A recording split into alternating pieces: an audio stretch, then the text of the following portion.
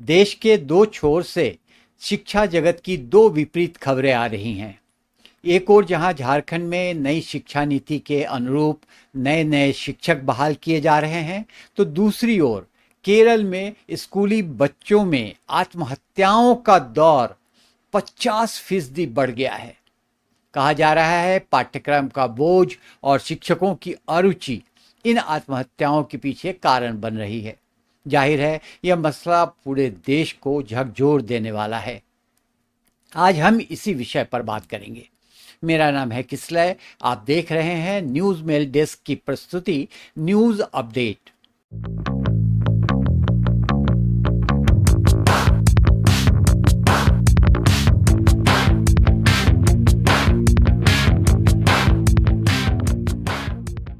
एक और केरल सबसे अधिक साक्षर राज्यों में से एक के रूप में रेखांकित किया जाता रहा है। अब वहीं तिरुवनंतपुरम से बड़ी खबर आ रही है। केरल में छात्रों की आत्महत्या के मामले लगातार बढ़ रहे हैं। यह राज्य के लिए ही नहीं बल्कि पूरे देश के लिए चिंता का विषय है। पिछले 10 सालों में इस मामले में लगभग 50% की बढ़ोतरी दर्ज की गई है।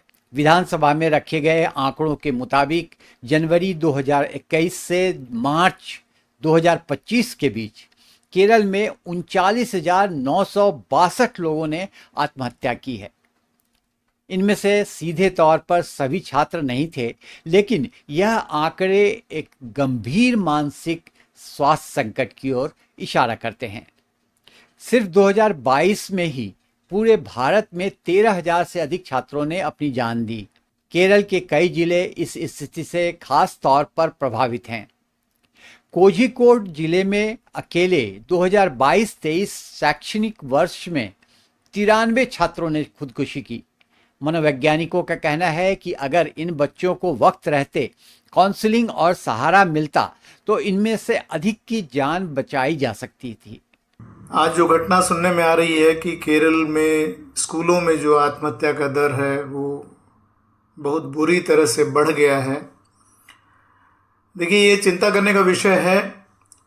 केरल जैसे साक्षर प्रदेश में हम मानते हैं कि भारत में सबसे जो साक्षरता के मामले में अव्वल है वो केरल है, और उसी दिशा में अगर मान लिया स्कूलों में अगर आत्महत्या की दर बढ़ रही है तो ये चिंता का विषय है।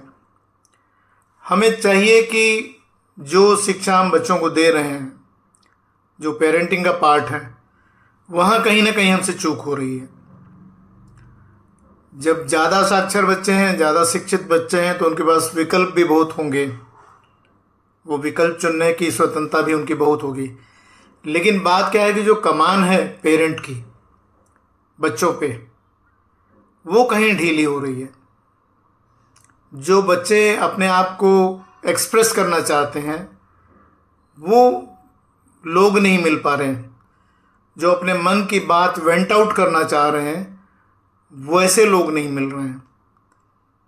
तो मुझे लगता है ऐसा कि पेरेंट्स को चाहिए कि बच्चों को समय दें, बच्चों की बात सुने और उन्हें उचित विकल्प दें।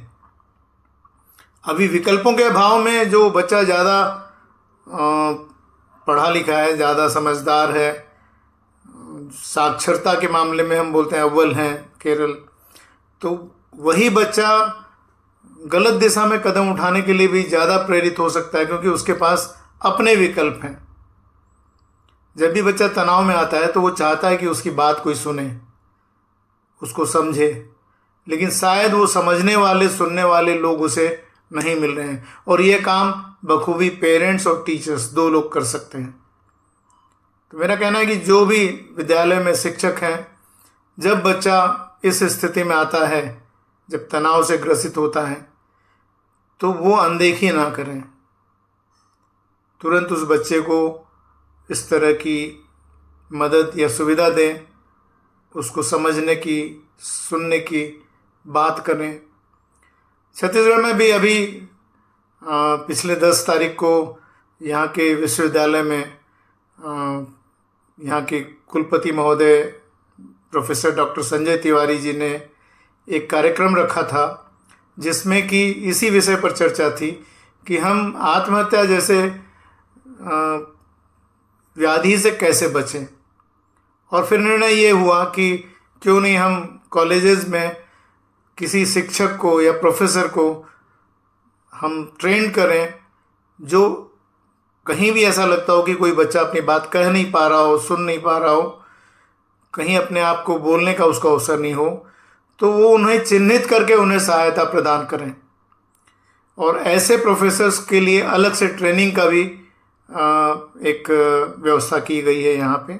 मुझे लगता है कि केरल या अन्य राज्यों में भी इस तरह की बातें होनी चाहिए। धन्यवाद। इसी के बीच पलक्कड़ जिले की 9वीं कक्षा की छात्रा आशीर नंदा की दुखद कहानी ने पूरे राज्य को झकझोर दिया है। स्कूल में बार बार अपमान उपहास का सामना करने के बाद उसने घर पर ही जान दे दी। कमरे से अधूरे चित्र और नई स्कूल रिकॉर्ड बुक मिली है। उसके माता पिता आज भी अपनी बेटी के लिए इंसाफ की उम्मीद में जी रहे हैं। उसके पिता का कहना है आशीर नंदा बेहद प्रतिभाशाली थी, उसके सपने थे, लेकिन अपमान ने उसकी हिम्मत तोड़ दी। बढ़ते संकट को देखते हुए केरल सरकार ने बड़ा कदम उठाया है। योजना के तहत 3000 शिक्षकों को मानसिक स्वास्थ्य काउंसलर की ट्रेनिंग दी जा रही है। शिक्षा मंत्री वी शिवनकुट्टी ने कहा कि इस कार्यक्रम से शिक्षक बच्चों में तनाव और अवसाद के शुरुआती संकेत पहचान सकेंगे और जरूरत पड़ने पर उन्हें पेशेवर मदद दिलवाएंगे। विशेषज्ञ मानते हैं कि पढ़ाई का दबाव, पारिवारिक तनाव और सामाजिक बढ़ती अपेक्षाएं बच्चों पर गहरी चोट कर रही हैं। मगर समस्या यह भी है कि अधिकतर स्कूलों में अभी भी पेशेवर काउंसलर मौजूद नहीं हैं। कई कार्यक्रम समुचित समन्वय के अभाव में भी कमजोर पड़ जाते हैं। बाल अधिकार कार्यकर्ता साफ तौर पर कहते हैं कि इस मुद्दे पर सिस्टम को जिम्मेवारी लेनी होगी। जैसा कि एक कार्यकर्ता का कहना है, बच्चों के लिए न्याय जितना जरूरी है उतना ही जरूरी यह भी है कि कोई भी बच्चा खुद को अकेला और असुरक्षित महसूस ना करे। इधर झारखंड में मुख्यमंत्री हेमंत सोरेन ने आज झारखंड मंत्रालय में 301 नवनियुक्त सहायक आचार्यों को नियुक्ति पत्र सौंपा। इनमें 131 गणित और विज्ञान स्नातक प्रशिक्षित आचार्य और गोड्डा जिले के 170 इंटर प्रशिक्षित शिक्षक शामिल हैं। सीएम ने कहा कि राज्य सरकार शिक्षा व्यवस्था को मजबूत करने के लिए लगातार कदम उठा रही है। प्राथमिक से लेकर उच्च शिक्षा तक इंजीनियरिंग और मेडिकल क्षेत्र में भी सुधार की दिशा में सरकार काम कर रही है। उन्होंने याद दिलाया कि डिजिटल ब्लैक बोर्ड जैसी कई तकनीक शिक्षा का चेहरा बदल रही है और हमें इसके साथ तेजी से आगे बढ़ना होगा। मुख्यमंत्री ने बताया कि राज्य में 26,000 और शिक्षकों की भर्ती प्रक्रिया भी हो चुकी है।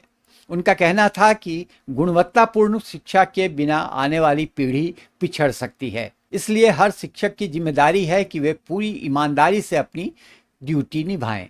उन्होंने शिक्षकों को याद दिलाया कि उनकी तनख्वाह जनता के टैक्स के पैसे से आती है, इसलिए बेहतर शिक्षा देना उनका कर्तव्य है। सीएम ने भरोसा जताया कि नए शिक्षक सरकारी स्कूलों को निजी स्कूलों के समकक्ष बनाने में अहम भूमिका निभाएंगे। कार्यक्रम में कई वरिष्ठ अधिकारी, मंत्री संजय प्रसाद यादव और बड़ी संख्या में नए शिक्षक और परिजन मौजूद रहे। सरकार का लक्ष्य स्पष्ट है, झारखंड को केवल खनिज संपदा नहीं बल्कि उत्कृष्ट शिक्षा का भी केंद्र बनाना। लेकिन यह साथ साथ केरल की खबरों पर भी नज़र दौड़ानी चाहिए। सरकार को भी और यहाँ के लोगों को भी, शिक्षकों को भी, कि स्थिति ऐसी न बन जाए। अगर ऐसी स्थिति बनने वाली है तो उसको लेकर अभी से प्रयास किए जाने चाहिए। अभी से वो हालात, वो एटमॉस्फेयर दिए जाने की ज़रूरत है। आज के लिए बस इतना ही।